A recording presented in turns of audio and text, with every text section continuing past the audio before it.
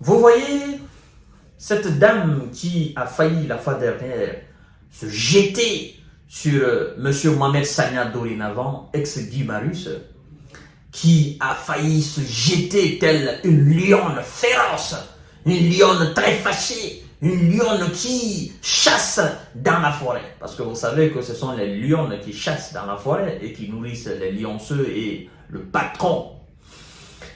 Et elle s'appelle Adjaratou Traoré, si je ne me trompe pas de son nom. Mesdames et messieurs, nous apprenons que c'est une habituée des faits. Oui, que ce n'est pas sa première fois. C'est une dame qui serait impulsive, qui explose à la moindre occasion. Je crois que la fois dernière, elle a voulu montrer tout simplement à son patron qu'elle est une véritable défenseuse et qu'elle est prête à tout pour M. Dramane Ouattara. Ce sont souvent des gens qui ne méritent pas ces genres de postes. Vous savez pourquoi? Je vais vous dire. Il ne s'agit pas de bien parler le français. Il ne s'agit pas d'être diplômé. L'école nous enseigne beaucoup de choses. Mais l'éducation, c'est autre chose. Quand nous allons à l'école, là, nous apprenons des leçons. On nous enseigne. Les professeurs nous enseignent. Après, à la sortie, n'est-ce pas, de l'université, on est diplômé. Ce n'est pas ce qui fait l'homme d'un homme. Cette dame, elle a oublié que à travers cette acte qu'elle a posé la fois dernière, elle a transmis un message.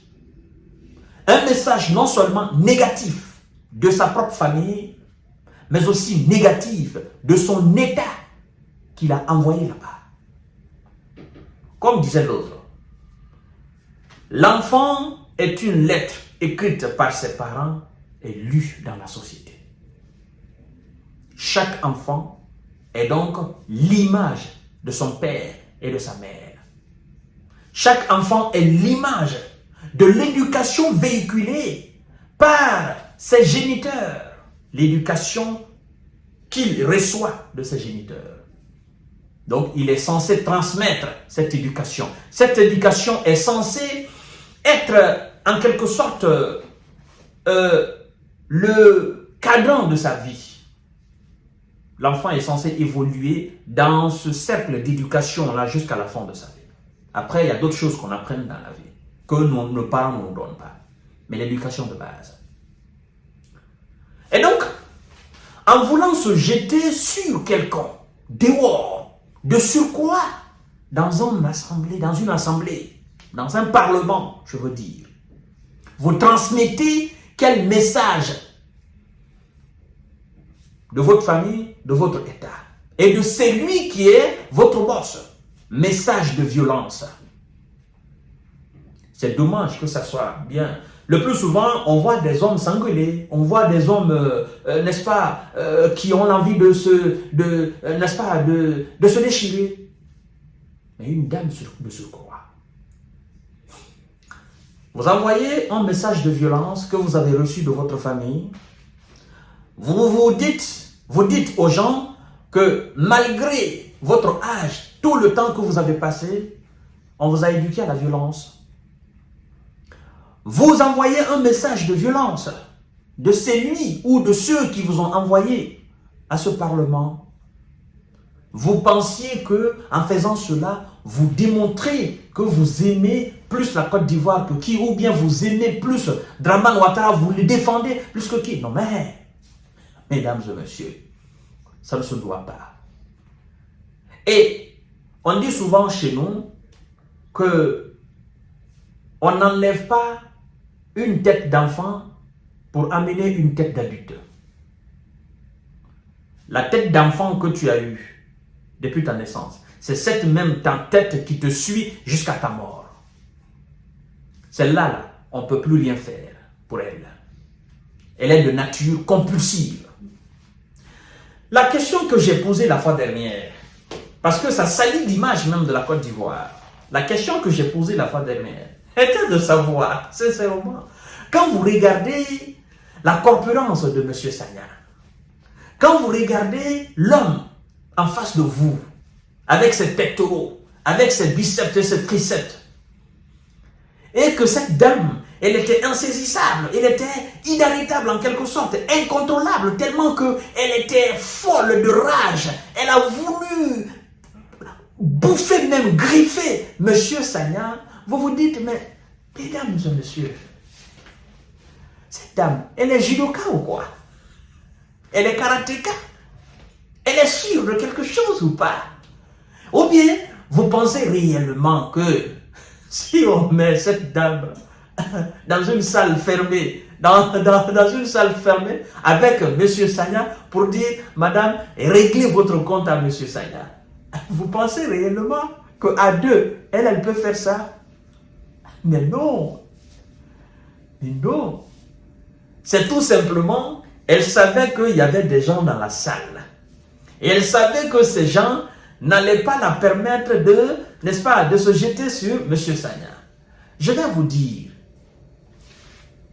moi je suis quelqu'un qui n'encourage pas la violence. Je suis quelqu'un de base qui est très timide.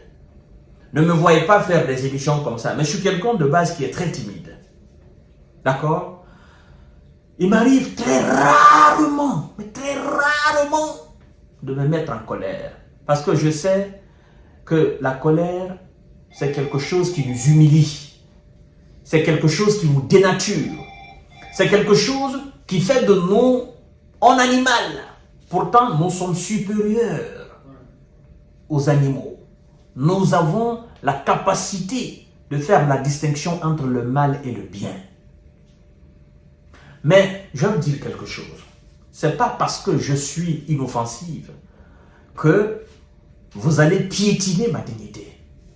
Ce n'est pas parce que je suis quelqu'un qui est moins colérique, je suis quelqu'un qui est comme de l'eau à boire, que vous allez marcher sur ma dignité. Je ne tape pas, je ne fais rien. Mais je ne permettrai à personne, que vous soyez une femme ou que vous soyez un homme, je ne permettrai à personne de lever la main sur moi. Ça c'est mon intégrité physique.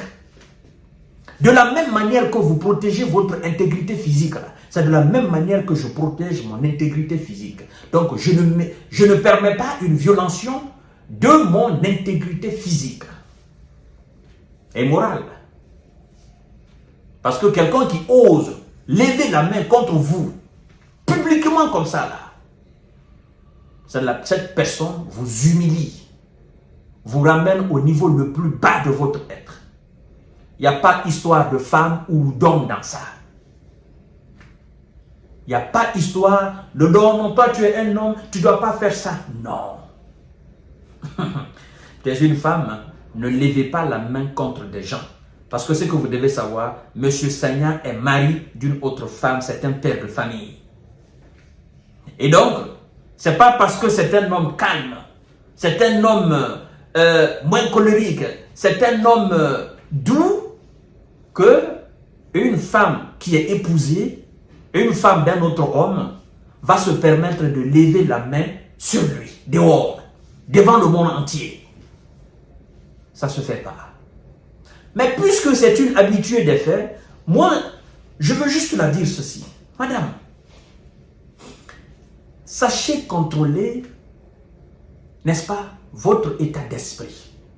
Ça ne sert à rien la violence. Vous êtes dans une salle où on doit mettre les arguments sur la table. Ceux qui vous connaissent, les gens savent que c'est de votre nature. Faites tout possible pour que cette nature la change. Vous êtes maintenant une responsable de haut niveau.